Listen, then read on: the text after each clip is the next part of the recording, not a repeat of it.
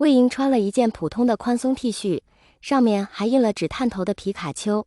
她大拇指插在牛仔裤的裤兜里，右肩上斜挎着一个背包，抬头望着这耸立的建筑物，一时不知道该说什么好。蓝湛站在她旁边，也是普普通通的淡蓝衬衫和牛仔裤，正侧脸看着突然止步的魏婴，看起来好像有点疑惑。蓝湛，魏婴诚恳道，我就不应该相信你。最后还是魏婴以死相逼，两个人才没有在书店里待一天。魏副队长亲自查导航，领着蓝队长在当地最繁华的商业区玩了一下午。好吧，准确来讲是蓝湛陪魏婴玩了一下午。他们中午去吃了评分很好的一家炒饭，惊奇地发现这家店的鸡蛋不是荷包蛋，居然是一整个煮蛋。魏婴带着疑惑敲开蛋壳，猝不及防地被蛋清蛋白流了一整碗。蓝湛默默地把手里的鸡蛋放下了。开都开了，魏婴便拿起勺子，把2成熟的蛋黄舀起来，尝了一口，然后毫不犹豫地把剩下的一半分给了蓝湛。最后魏婴把服务生喊了来，把蓝湛没开的鸡蛋去煮到了8分熟。午饭过后，魏婴说去买几身衣服，蓝湛陪他逛了几家。魏婴感叹，大城市商场就是不一样啊，审美就是好，我终于可以不用总从网上买衣服了。然后在看到标签的时候果断放弃了。一件衬衫1200，抢我钱吗？这是在，我怀疑他欺诈消费者，我要逮捕他们。蓝湛，魏婴，你这什么眼神？不会吧？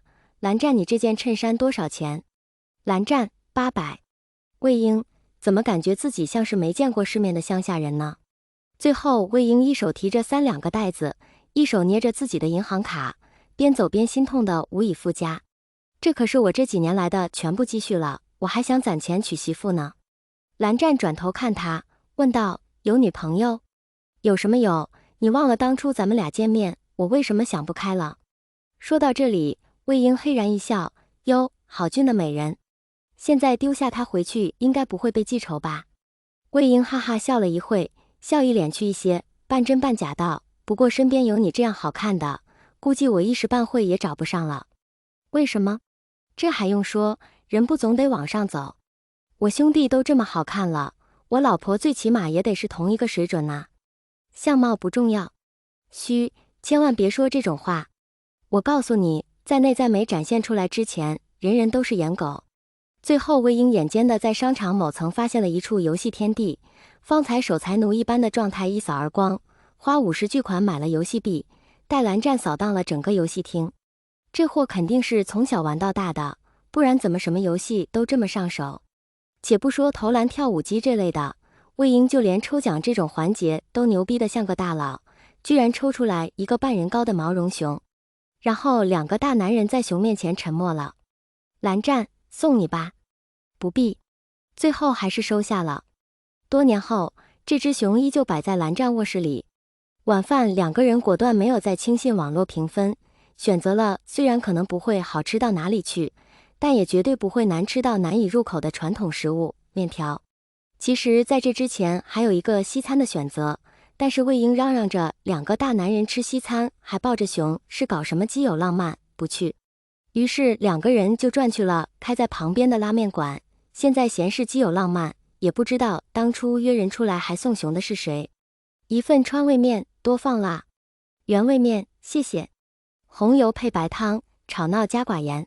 一饭江中，蓝湛突然来了电话。对面说个不停的魏婴体贴的停了下来，看蓝湛拿出电话看了一眼，皱起了眉。怎么了？内部电话。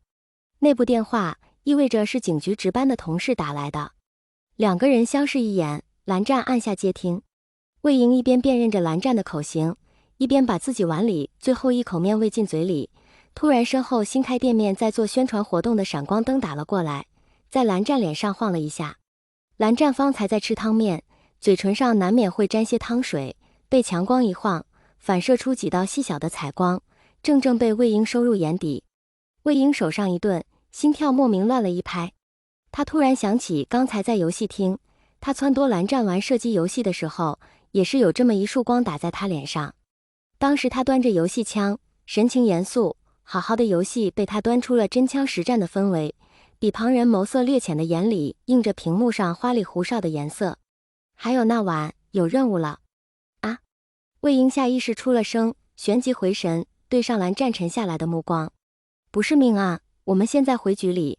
省当地有一家著名的服装公司，就是有钱到分公司遍布全球，时装秀想开就开，明星想请就请的那种。上个月，这家公司的董事长发布自己即将订婚的消息，在圈内引发了一阵不小的风波。当然，这种事蓝湛是不会关注到的。现在距离订婚大宴不过3天，董事长却突然收到了奇怪的恐吓信，内容也没什么新奇的，无非是要求他停止订婚，否则要他的命这类的恐吓。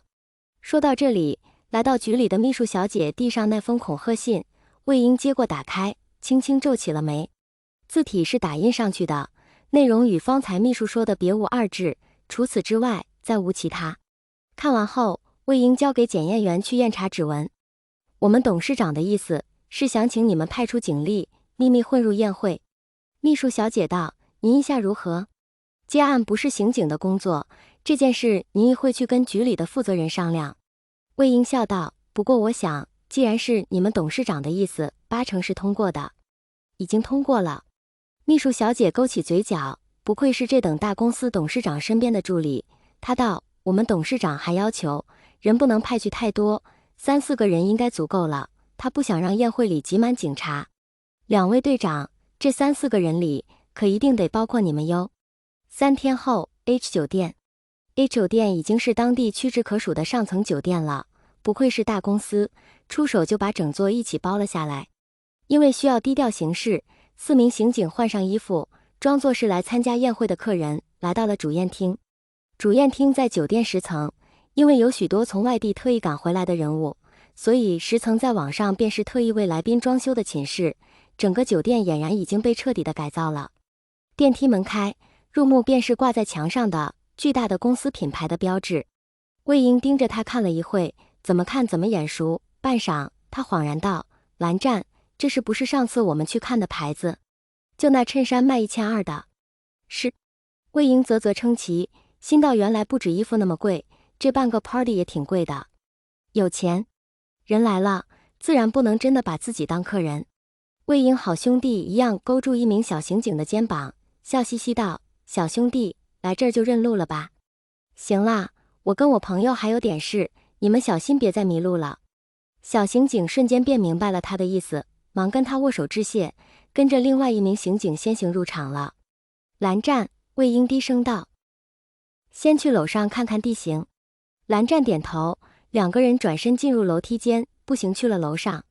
12层到14层都是客人的房间，11层不知道为什么还没有开放，15层才是主人层，董事长和他的新婚妻子，还有秘书小姐都住在这一层。魏婴从楼梯间探头，谨慎地看了看走廊内部，没人。